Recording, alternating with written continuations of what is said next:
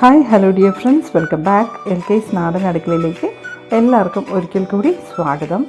ഇന്നിപ്പോൾ ഞാൻ തയ്യാറാക്കിയിരിക്കുന്നത് വളരെ ഈസി ആയിട്ട് 10 മിനിറ്റുകളിൽ നമുക്ക് തയ്യാറാക്കിയെടുക്കാൻ പറ്റിയ നല്ലൊരു റെസിപ്പിയാണ്. തമിഴ്നാട് ഭാഗങ്ങളിലുള്ള വെജിറ്റേറിയൻ ഹോട്ടലിലേക്ക് നമ്മൾ പോയി കഴിഞ്ഞാൽ അവിടെ നിന്ന് നമുക്ക് കഴിക്കാൻ കിട്ടുന്ന വളരെ ടേസ്റ്റി ആയിട്ടുള്ള ഒരു ഡിഷാണിത്. ഇതൊരു സാമ്പാറാണ്, പക്ഷേ സാധാരണ നമ്മൾ വീട്ടിലുണ്ടാക്കുന്ന സാമ്പാർ പോലെയല്ല കേട്ടോ ഇത് വളരെ വ്യത്യസ്തമായ രീതിയിൽ നമ്മൾ തയ്യാറാക്കുന്ന ഒരു സാമ്പാറാണ്. ടേസ്റ്റിൻ്റെ കാര്യത്തിൽ മുൻപന്തിയിലാണ് കേട്ടോ. ഇതിൽ നമുക്ക് സാമ്പാർ പൊടിയോ മുളക് പൊടിയോ മല്ലിപ്പൊടിയോ ഒന്നും ആവശ്യമില്ല. അപ്പോൾ ഇതെങ്ങനെ തയ്യാറാക്കുന്നത് നോക്കാം. അപ്പോൾ ഇതിനായിട്ട് വേണ്ടുന്ന ഇൻഗ്രീഡിയൻസ് വളരെ സിമ്പിളാണ്. ഇതുപോലെ ഞാനിപ്പോൾ ഒരു മീഡിയം വലുപ്പത്തിലുള്ള 2 സവോള എടുത്ത് വെച്ചിട്ടുണ്ട്. ഈ സവോള നമുക്ക് റഫായിട്ടൊന്ന് ചോപ്പ് ചെയ്തെടുക്കാം. വലിയ വലിയ ചങ്കി പീസസ് ആയിട്ട് ഇതുപോലെ അങ്ങ് റഫ്ലി ഒന്ന് ചോപ്പ് ചെയ്തിട്ടാൽ മതിയാവും കേട്ടോ. ഇതിപ്പോൾ ഞാൻ മീഡിയം സൈസിലുള്ള സവാള ആയതുകൊണ്ടാണ് 2 എടുത്തിരിക്കുന്നത്. നിങ്ങളുടെ കയ്യിലുള്ളത് വലിയ സവാള ആണെങ്കിൽ 1 മതി. പിന്നീട് നമുക്ക് വേണ്ടത് ഒരു 7-8 അല്ലി വെളുത്തുള്ളിയാണ്. അതും ഇതുപോലെ നമുക്ക് റഫായിട്ട് 1-2 കട്ട് ചെയ്തിട്ട് കൊടുക്കാം. ഈ വെല്ലുള്ളിക്ക് പകരം വേണമെങ്കിൽ നമുക്ക് സാമ്പാറിൽ നമ്മൾ ചേർക്കുന്ന ചെറിയ ഉള്ളി ഉണ്ടല്ലോ, അത് വേണമെങ്കിൽ ചേർക്കാം കേട്ടോ. ഇനിയിപ്പോൾ ഇതിലേക്ക് എരിവ് നൽകാനായിട്ട് നമ്മൾ ചേർത്ത് കൊടുക്കുന്നത് പച്ചമുളകാണ്. ഞാനിപ്പോൾ ഇവിടെ 4 പച്ചമുളക് ചേർത്ത് കൊടുക്കുന്നു. അതോടൊപ്പം തന്നെ 2 തക്കാളിയും, ഒരു വലിയ തക്കാളിയും ഒരു ചെറിയ തക്കാളിയും. അത് നമ്മുടെ സാമ്പാറിൻ്റെ പുളിപ്പിനനുസരിച്ചിട്ട് നമുക്ക് ചേർക്കാവുന്നതേ ഉള്ളൂ. ഇതിപ്പോൾ ഞാനൊരു 1/2 കപ്പ് പരിപ്പിലാണ് തയ്യാറാക്കുന്നത്, അതുകൊണ്ട് 2 ടൊമാറ്റോ ചേർത്ത് കൊടുക്കുന്നു. ഇതെല്ലാം തന്നെ നമുക്ക് വളരെ റഫായിട്ട് ഇതുപോലെ ഒന്ന് ചോപ്പ് ചെയ്തെടുത്താൽ മതിയാവും. കണ്ടില്ലേ ഇതുപോലെ. അപ്പോൾ ഈ ഇൻഗ്രീഡിയൻസ് ഒക്കെ വെച്ചിട്ട് എങ്ങനെയാണ് നമുക്ക് ഈ കിള്ളിപ്പോട്ട സാമ്പാർ തയ്യാറാക്കുന്നതെന്ന് നോക്കാം. അതിനായിട്ട് ഞാനിപ്പോൾ ഒരു 1/2 കപ്പ് പരിപ്പെടുത്ത് നന്നായിട്ട് കഴുകി അടുപ്പത്ത് കുക്കറിൽ തിളയ്ക്കാനായിട്ട് വെച്ചിട്ടുണ്ടായിരുന്നു. ഇതിനൊക്കെ ഇപ്പോൾ നമ്മുടെ പരിപ്പ് നന്നായിട്ട് തിളച്ച് വന്നിട്ടുണ്ട്. അതിൻ്റെ മുകൾ ഭാഗത്ത് വരുന്ന പത ഇതുപോലെ നമ്മളൊരു സ്പൂൺ ഉപയോഗിച്ച് എടുത്ത് മാറ്റി കൊടുക്കുക. ഇതൊരു ടിപ്പാണ് കേട്ടോ. ഈ രീതിയിൽ നമ്മൾ പരിപ്പ് തിളച്ച് വരുമ്പോൾ മുകളിൽ ആദ്യം വരുന്ന പതയുണ്ടല്ലോ, അതെടുത്ത് മാറ്റി കൊടുത്താൽ പിന്നീട് നമ്മൾ ഈ സാമ്പാർ പരിപ്പ് യൂസ് ചെയ്ത് കറി ഉണ്ടാക്കിയാൽ ഗ്യാസ് ട്രബിളൊന്നും വരത്തില്ല എന്നാണ് പറയാറ്. അപ്പോൾ ഞങ്ങളിവിടെ അങ്ങനെ ചെയ്യാറുണ്ട്. നിങ്ങളൊന്ന് പരീക്ഷിച്ച് നോക്കൂട്ടോ. ഇനി ഈ പരിപ്പിലേക്ക് നമ്മൾ വെട്ടി വെച്ചിരിക്കുന്ന വെജിറ്റബിൾസ് നമുക്ക് ഇതിലേക്ക് ചേർത്ത് കൊടുക്കാം. ഇതൊരു 1 പോട്ട് ഡിഷാണെന്ന് വേണമെങ്കിൽ പറയാം കേട്ടോ. എല്ലാം കൂടെ ഒരുമിച്ചാക്കിയിട്ടാണ് നമ്മൾ വേവിക്കുന്നത്. ഇനിയിപ്പോൾ ഇതിലേക്ക് നമുക്ക് ഒരല്പം മഞ്ഞൾപ്പൊടി ചേർത്ത് കൊടുക്കണം. ഞാനിപ്പോൾ ഇവിടെ ഒരു 1/4 ടീസ്പൂൺ മഞ്ഞൾപ്പൊടി ചേർത്ത് കൊടുക്കുന്നു. അതോടൊപ്പം തന്നെ ഒരല്പം ഉപ്പും കൂടെ ചേർത്ത് കൊടുക്കാം. ഇപ്പം നമ്മളൊരല്പം ഉപ്പ് ചേർക്കുന്നു. പിന്നീട് കറി തയ്യാറാക്കുമ്പോൾ ആവശ്യത്തിനുണ്ടെങ്കിൽ നോക്കിയിട്ട് നമുക്ക് വീണ്ടും ചേർത്ത് കൊടുക്കാം കേട്ടോ. ഇനിയിപ്പോൾ ഈ പരിപ്പിലേക്ക് നന്നായിട്ടൊന്ന് വെന്ത് വരാനായിട്ട് ഒരല്പം എണ്ണ കൂടെ ചേർത്ത് കൊടുക്കാം. ഞാനിപ്പോൾ ഒരു 1 ടീസ്പൂൺ വെളിച്ചെണ്ണയാണ് ചേർത്ത് കൊടുത്തിരിക്കുന്നത്. ഇനിയിപ്പോൾ ഇതെല്ലാം കൂടെ നമ്മൾ നന്നായിട്ടൊന്ന് ഇളക്കി യോജിപ്പിച്ച് കൊടുക്കാം. ഇനി ഇത് നന്നായിട്ടൊന്ന് വെന്ത് വരാനായിട്ട് നമുക്ക് കുക്കർ മൂടി വെച്ച് വേവിച്ചെടുക്കാം കേട്ടോ.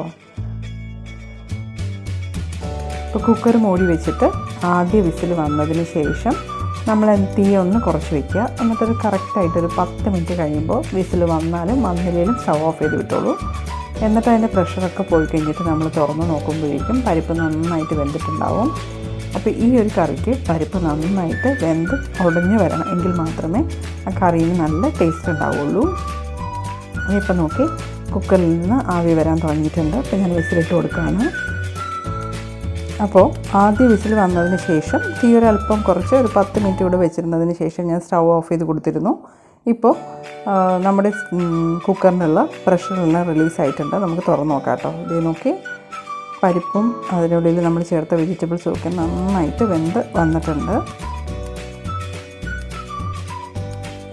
ഇത് നോക്കി പരിപ്പൊക്കെ നന്നായിട്ട് വെന്തിട്ടുണ്ട്.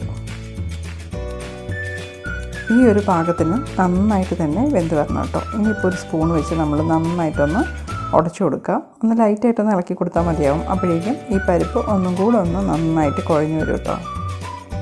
ഇതുപോലെ. ഇതൊരല്പം ലൂസായിട്ടുള്ള കൺസിസ്റ്റൻസിയുള്ളൊരു കറിയാണ് കേട്ടോ. ഇനി ഇതിലേക്കൊരു താളിപ്പ് ആവശ്യമുണ്ട് നമുക്ക്. അപ്പോൾ അതിനായിട്ട് ഞാനൊരു ചീനച്ചട്ടി അടുപ്പത്ത് വെച്ചിട്ടുണ്ട്.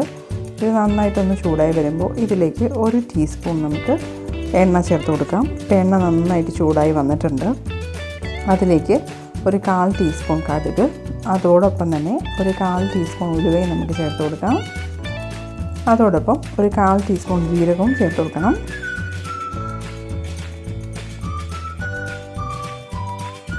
ഇനിയിപ്പോൾ ഈ കടുകും ജീരകവും ഉലുവയും ഒക്കെ നന്നായിട്ട് പൊട്ടിക്കഴിയുമ്പോൾ, ഇത് കിള്ളിപ്പോട്ട സാമ്പാർ എന്നാണല്ലോ പറയുന്നത്, അപ്പോൾ ഇതിൻ്റെ എരിവിലേക്കായിട്ട് നമ്മൾ ആദ്യം കുറച്ച് പച്ചമുളക് ചേർത്ത് കൊടുത്തിരുന്നു. ബാക്കി എരിവെന്ന് പറയുന്നത് ഇപ്പോൾ ഇനി നമ്മൾ ഇതിലേക്ക് ചേർത്ത് കൊടുക്കാൻ വേണ്ടി പോകുന്ന വറ്റൽമുളകിൽ നിന്നാണ് കിട്ടുക. ഈ വറ്റൽമുളക് ഇങ്ങനെ കീറിയിടുന്നതുകൊണ്ടാണ് അതിനെ കിള്ളിപ്പോട്ട സാമ്പാർ എന്ന് പറയുന്നത് കേട്ടോ. ഞാനിപ്പോൾ ഇവിടെ ഒരു 4 വറ്റൽമുളക് എടുത്ത് വെച്ചിട്ടുണ്ട്. നമ്മുടെ എരിവിനനുസരിച്ച് ഇടാം. ഇതിപ്പോൾ നല്ല എരിയുള്ള മുളകായതുകൊണ്ട് ഞാനൊരു 4 എണ്ണം ചേർത്ത് കൊടുക്കുന്നു. അത് നമുക്ക് ഇതുപോലെ ഒന്ന് കീറിയിട്ട് കൊടുക്കാം. ഈ മുളക് നന്നായിട്ട് എണ്ണയിലൊന്ന് മൂത്ത് വരണം കേട്ടോ. അതിൻ്റെ കളറൊക്കെ ലൈറ്റായിട്ടൊന്ന് മാറി വരുന്നത് വരെ നമ്മൾ മൂപ്പിച്ചെടുക്കണം. ഞാൻ ഒരു മുളക് കൂടി ചേർത്ത് കൊടുക്കുന്നുണ്ട്. ഇപ്പോൾ 5 മുളക് ചേർത്ത് കൊടുത്തിട്ടുണ്ട് കേട്ടോ.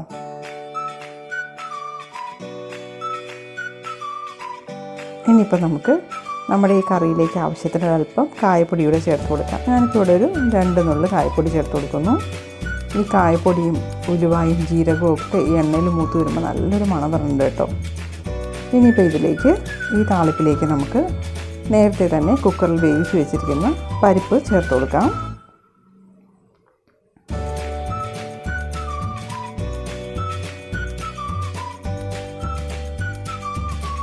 ഇപ്പോൾ തന്നെ കാണാൻ നല്ല ഭംഗിയില്ലേ? ആ മുളകിലിങ്ങനെ മുകളിൽ കിടക്കുന്ന കാണാൻ നല്ല രസമില്ലേ? കാണാൻ മാത്രമല്ല കഴിക്കാനും ഭയങ്കര ടേസ്റ്റാണ് കേട്ടോ. ഈ സാമ്പാർ ഒരു സിമ്പിൾ ഫ്ലേവറോട് കൂടിയിട്ടുള്ള നല്ലൊരു സാമ്പാറാണ്.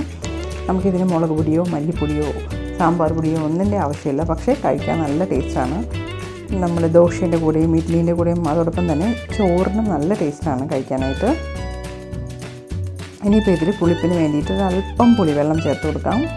ഒരു നെല്ലിക്ക വലിപ്പമുള്ള ഒരു പുളിയെടുത്ത് അല്പം വെള്ളത്തിൽ നമ്മൾ പിഴിഞ്ഞെടുത്തതിന് ശേഷം അതിൽ നിന്ന് ഒരല്പം മാത്രം പുളീൻ്റെ ചാറിലേക്ക് ചേർത്ത് കൊടുക്കാം. ചെറിയൊരു പുളിപ്പ് രസം മാത്രം ഉണ്ടായിരുന്നാൽ മതി കേട്ടോ. ഇനിയിപ്പോൾ ഇത് നന്നായിട്ടൊന്ന് തിളച്ച് വരട്ടെ. ഇനിയിപ്പോൾ നമ്മുടെ കറിയിലേക്ക് ആവശ്യത്തിനുള്ള ഉപ്പും കൂടെ നമുക്ക് ചേർത്ത് കൊടുക്കാം.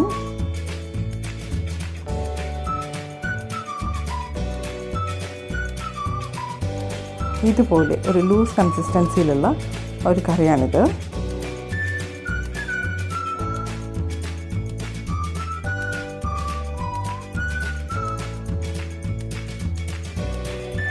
ഇപ്പം നമ്മുടെ കറി തിളയ്ക്കാൻ തുടങ്ങിയിട്ടുണ്ട്.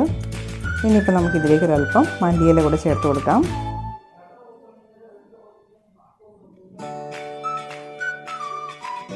മല്ലിയിലയും കൂടെ ചേർത്ത് കൊടുത്തതിന് ശേഷം അത് നന്നായിട്ടൊന്ന് തിളച്ച് വരണം കേട്ടോ. അപ്പോൾ നമ്മൾ ഈ ചേർത്ത് താളിപ്പിലുള്ള മണവും ഈ മല്ലിയിലേൻ്റെ മണവും ഒക്കെ നമ്മുടെ ഈ സാമ്പാറിലേക്ക് ഇറങ്ങിയിട്ട് അത് കഴിക്കാൻ ഭയങ്കര ടേസ്റ്റ് ആവും കേട്ടോ. ഇനി ഉപ്പൊക്കെ ഒന്ന് നമുക്ക് ചെക്ക് ചെയ്ത് നോക്കാം. എല്ലാം കറക്റ്റാണ്. നല്ല പെർഫെക്റ്റ് ടേസ്റ്റിലുള്ള ഒരു കിള്ളിപ്പോട്ട സാമ്പാർ ഇത് തയ്യാറായിട്ടുണ്ട്. തമിഴ്നാട് ഭാഗങ്ങളിൽ വെജിറ്റേറിയൻ റെസ്റ്റോറൻറ്റ്സിലൊക്കെ പോയാൽ നമുക്ക് കിട്ടുന്ന ഒരു കറിയാണിത്. ദോശേൻ്റെ കൂടെയും ഇഡ്ഡലീൻ്റെ കൂടെയും അതുപോലെ നല്ല വെള്ള ചോറിൻ്റെ കൂടെയൊക്കെ കഴിക്കാൻ ഭയങ്കര ടേസ്റ്റാണ്. ഈ സാമ്പാറും അതിനോടൊപ്പം തന്നെ ഒരു പൊരിയൽ എന്ന് പറഞ്ഞാൽ നമ്മുടെ ഈ മെഴുക്കുവരട്ടി പോലുള്ള സാധനം കേട്ടോ, അതുകൂടെ ഉണ്ടെങ്കിൽ കഴിക്കാൻ ഭയങ്കര രസമാണ്. അപ്പോൾ ഇതുവരെയും ഈ രീതിയിൽ സാമ്പാർ തയ്യാറാക്കി നോക്കിയിട്ടില്ലെങ്കിൽ നിങ്ങൾ ഇന്ന് തന്നെ ഇത് തയ്യാറാക്കി നോക്കുക. എനിക്ക് എല്ലാവർക്കും ഇഷ്ടമാവും. ഇഷ്ടപ്പെട്ടാൽ കമൻറ്റ് ചെയ്യാനും ലൈക്ക് ചെയ്യാനും ഷെയർ ചെയ്യാനും ഒന്നും മറക്കണ്ട കേട്ടോ. ഇഷ്ടപ്പെട്ടില്ലെങ്കിലും കമൻറ്റ് ചെയ്തോളൂ കേട്ടോ, ഇത് നന്നായില്ല എന്ന് പറഞ്ഞിട്ട്. അപ്പോൾ നിങ്ങളുടെ അഭിപ്രായം അറിയുന്നതിൽ വളരെ സന്തോഷമാണ്. അതുകൊണ്ടാണ് കമൻറ്റ് ചെയ്യാൻ വേണ്ടിയിട്ട് പറയുന്നത്. അപ്പോൾ ആദ്യമായിട്ട് കാണുന്ന കൂട്ടുകാരാണെങ്കിൽ ഇഷ്ടപ്പെട്ടാൽ ചാനലിലൊന്ന് സബ്സ്ക്രൈബ് ചെയ്യൂ.